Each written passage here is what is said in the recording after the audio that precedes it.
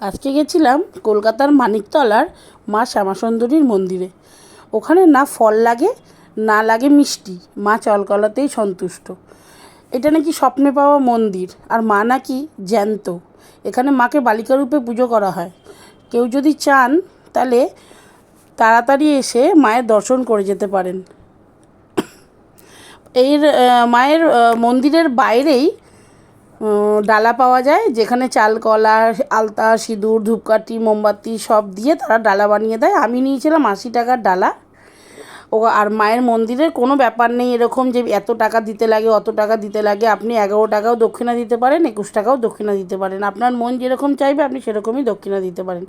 তো তাড়াতাড়ি এসে মায়ের দর্শন করে যান। আর আমার চ্যানেলটাকে প্লিজ প্লিজ প্লিজ সবাই একটা লাইক, একটা কমেন্ট আর একটু সাবস্ক্রাইব করে দিন প্লিজ।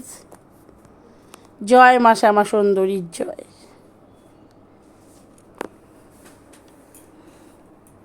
কত ভক্তদের সমাগম, সবাই দেখুন।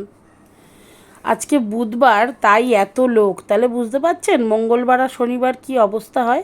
আমার মতে মঙ্গলবার আর শনিবারটা বাদ দিয়ে আসলেই ভালো হয়। তাছাড়া তো অমাবস্যা পূর্ণিমাতে মায়ের খুব সুন্দর পুজো হয়। আর এখানে একটা বিশেষত্ব আছে জানেন তো, যদি কেউ মাকে শাড়ি দিয়ে পুজো দেয় তো তাদের ফোন নাম্বারটা রেখে দেওয়া হয়। মা যেদিন সেই শাড়িটা পরবে তাদেরকে ফোন করে জানানো হয়। Thank you.